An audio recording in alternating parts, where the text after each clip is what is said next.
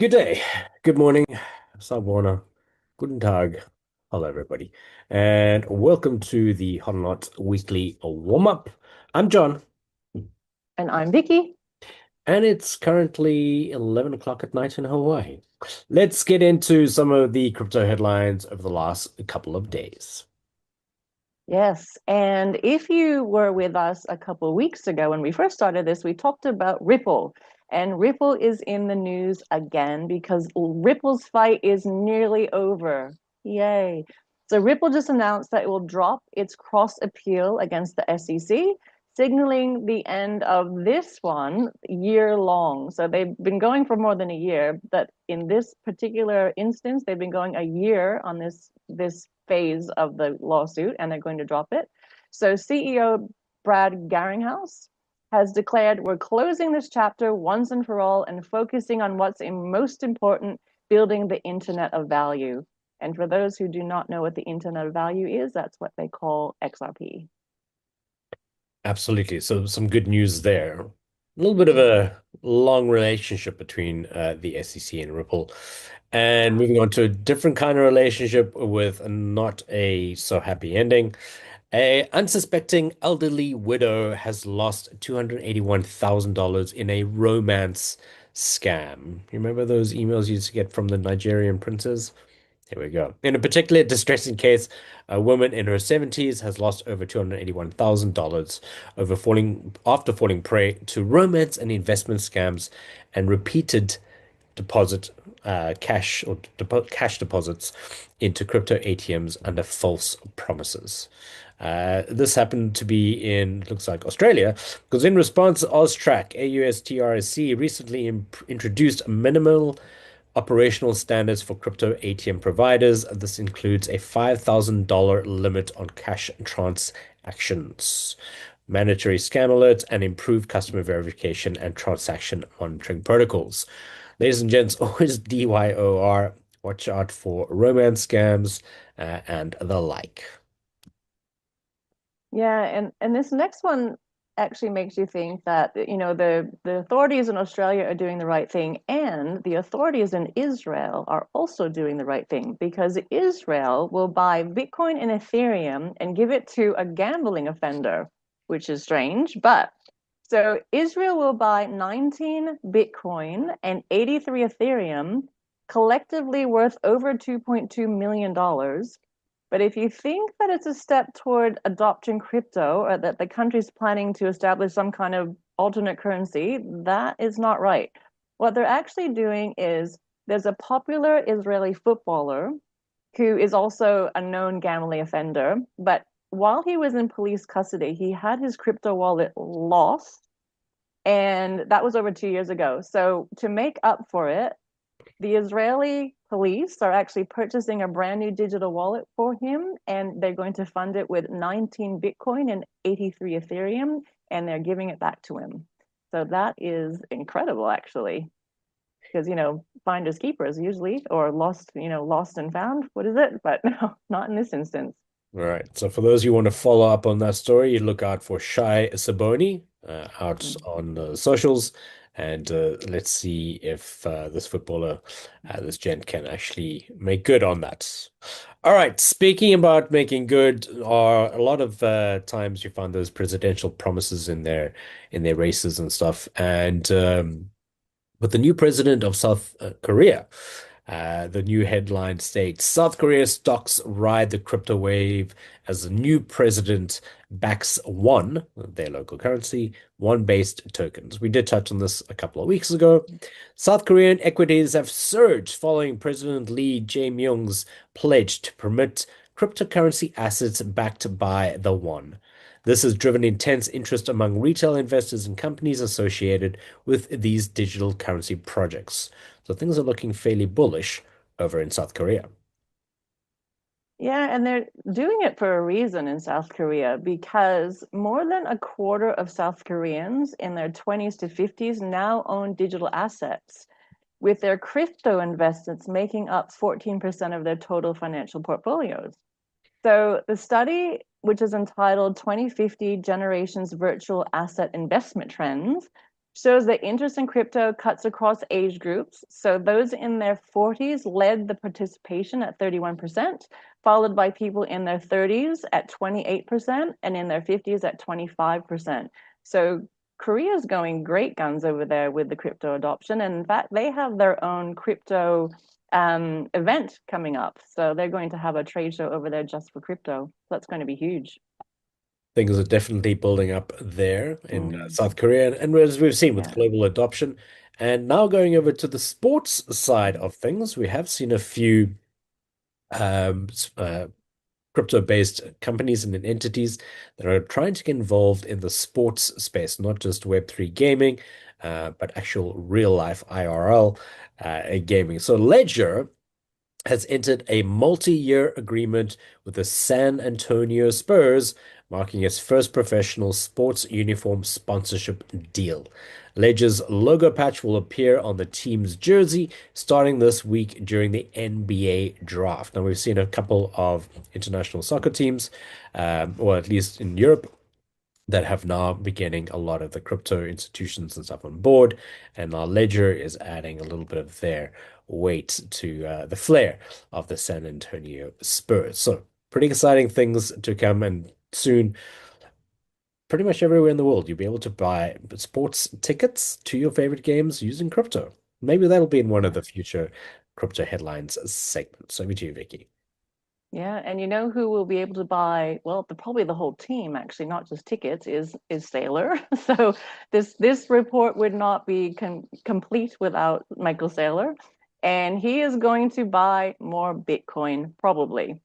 So strategy, it's not MicroStrategy anymore, it's strategy. And the founder, Michael Saylor, has signaled an impending Bitcoin purchase, and he did that on social media. So this is the 11th consecutive week that the company will be accumulating more Bitcoin.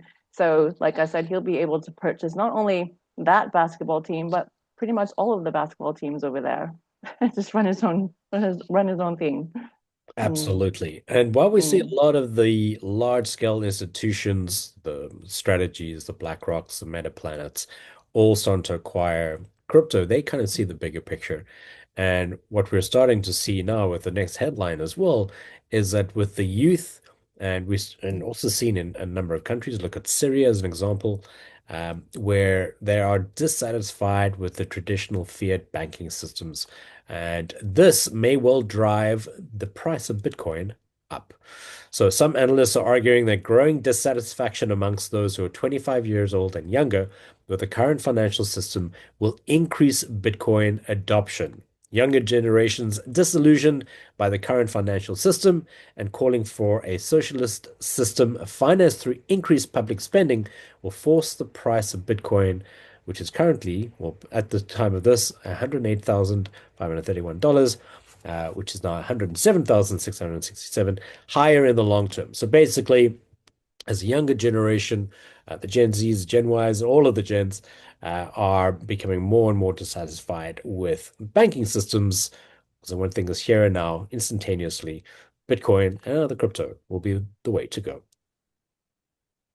yeah, and I think the banking system is listening to them as well, because in the US home mortgage regulators are considered using or taking into account Bitcoin when you apply for your home loan. So the US federal home loan regulator is looking into how crypto holdings could help mortgage seekers qualify for home loans.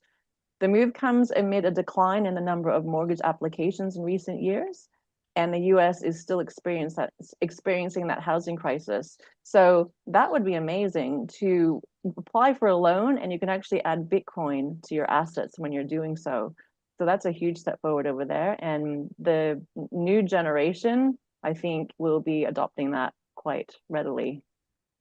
Absolutely. We have covered Mm, something similar in the past, mm, and we're going to continue to build on this because it is important. yeah. Because even within South Africa, Europe, Canada, where a bunch of you are from, this may well become a part of the norm in the future. So we're kind of calling it out a little earlier. All right, speaking about calling it out, one very well-known crypto institution, and that is Coinbase. has become or has been included in Times Magazine top 100 most influential companies of 2025. So crypto exchange Coinbase landed on the Times 100 most influential companies in 2025 list as a disruptor after the company was thrust into the limelight for being one of the crypto industry's leading policy advocates in 2024. We all know the ties with Coinbase as an advisory to the US government, and that has definitely helped along that way as well. Coinbase's stock is currently up approximately 42% year to date and experienced a sharp rally following the Senate passing the Genius stablecoin bill on June 17th, which we'll cover more on that in next week's HODLNOTS weekly warm-up. But now, for now, speaking about warming up, how are things looking over in the Fear and Greed Index, Vicky? That way, I'll get it right one day. So the Fear and Greed Index, and look at that. The greed, it's well into the greed index now at 60. So last week it was actually 40, which was well into the fear index. So it's really signaling some positivity in the market again. And if you watch the happy hour hangout from a few weeks ago, you know that this might be a sign to either short-term trade or maybe even get out of the market while everyone's buying, because now that everyone's greedy, everyone's buying. And if you're in profit, great time to sell. As we know, it's easier to sell when people are buying rather than when everyone's selling. So, not financial advice, but that is actually good news for us because we know what it means. Absolutely. All right, let's go have a quick look at what things are doing over with Bitcoin and with the at least the Bitcoin dominance as well. All right, so this is where Bitcoin is currently on the day chart. And you can see if you guys have been trained within the course, you'll have a look here and you can see that currently we're still looking fairly positive amongst a bunch of things. There's been some big news, and we know that there's a lot of talk around Michael Saylor's strategy, etc., buying up more Bitcoin. But at the moment, we're seeing fairly steady. We did obviously drop down to below 100,000. But there's some exciting news that the weekly and monthly candle for the first time should be closing in and around over that 107,000, perhaps 109,000 for the week and the month. So that's pretty exciting. So currently things are still looking fairly bullish around Bitcoin. Although if you guys have done the course and you understand a couple of things here, price is still looking to go sideways for a little while. We're losing. It seems to be a little bit of volume and momentum. But if you're just using the neon green indicator, you'll see that there is a pivot bottom and a buy tag. All right, so still things are looking fairly positive, and we find some decent support around there. But in terms of what is happening with Bitcoin dominance, some pretty exciting things actually. We've been waiting for this for a little while. We're starting to see some of that momentum just start to ebb away. So we don't have a sell tag at the moment after the pivot top. We're waiting for that, but you can start to see that things might start to drop. We're losing a bit of momentum. Things are starting to look a little bit more positive, and with that, we should start to see as it breaks some of those support areas, that we start to see some of these guys start to look a lot more green. Okay, so that's just kind of looking at the week. We're hoping and waiting for all of that to start dropping off as the week comes to a fresh start. I kind of feeling that, now that we're past middle of almost the middle of the year, but we're into the days are Is getting that long me in the or is, southern oh, no. hemisphere and the days are getting short up north. Things are starting to hopefully turn around for all of us. So, speaking about turnarounds and what's still up ahead, as we looked at Bitcoin and Bitcoin dominance, Vicky, what's happening for everybody this week in the lodge? Yeah, there's lots of things happening in the lodge as always because it's exciting. So today, just I want to make mention that there are incoming newbies. Yay! Yay! They've done the course and they're going to be entering the lodge and the den. So there's a lot of people in the lodge and the den here, obviously. So if you can make them welcome, they will be coming in at around 12:15-ish p.m. UTC today. So if you can make them welcome, that would be lovely. I know you all do anyway, but I just wanted to mention that everyone's coming in today. So Tomorrow, there is the weekly training with Wendy, so at 8 a.m. UTC. So, again, if you're not sure what any of this is, please go to the Certified Academy in the calendar in the Certified Academy, and you can see all this. So, tomorrow, 8 a.m. UTC is Wendy's weekly training. And then Wednesday, the first of the 2 weekly HODL calls. So, those people who are in the 3M challenge. The first one will be on Wednesday at 8 p.m. UTC. And that is followed directly by the HODL Fire call. So if you are a HODL Fire subscriber, the HODL Fire call will be at 9 p.m. UTC as well, right after the HODL call. And then on Thursday, the 3rd of July, we have the second of the HODL calls, this one being at 8 a.m. UTC. So it gives everyone a chance to jump on live if they are wanting to, and if they are on the 3M challenge. And that will be followed directly by the monthly BTAF token call. So I know that it's not HODLNOTS, but BTAF token, if you are involved in that, that is coming up. Can you believe it's already been a month since we've done that call? So it has come around again. And if you are holding BTAF tokens, there is some exciting news about the whisper drops that you don't want to miss. So jump on that call. And that's about it in the lodge this week. So there's a lot going on as usual. All right. Now, what hasn't been going on Mm. too much is that nobody seems to want to enter the competition. So going forward, unfortunately, sorry, no HODL fires for any of you. All of you who reacted last week and said that you would be entering and taking part. Sorry, everybody, but that's fine. The HODL fire is an incredibly affordable indicator anyways, and we know that it can be utilized really well. Now, moving on from that, Vicky's going to be closing off this call with one or two stretches and a motivational quote. Yes, as usual. Okay, today, everyone limber up. So today we are going to just give a little massage to our body. So we're going to put our left hand out and we're going to put our right hand out, just stretching it, and then just turn it over. My hands are huge on the screen. Just turn it over, and then just with this hand, just massage your arm a little bit, and this massage a little bit more. Dawn knows where this is going. I know where this And is then just do going. your head a little bit here and your side, and then just touch your back and just massage that back and do the Macarena. So we're all going to do it together. So Like glad left, this is recorded. and All this, right. and this, and that, and that, and this, and this. Come on, John's not doing it with me. I can see you all doing it. I'm sick, Hey, so I Macarena. can't do it. All right. Well, let's if that was very motivating. I Okay. see everybody's loving it, so well done. Last quote for the week. Yes. And to follow up the Macarena, eat cake. It's somebody's birthday somewhere. That sounds like an excuse for a good time. All right, fantastic. Ladies and Totally. gents, we hope you enjoyed this Hot Lights Weekly warm-up, especially with those last warming up dance moves. Take note of those crypto headlines, keep an eye on Bitcoin dominance, and get the market up. Until next time, next week, we'll see you soon.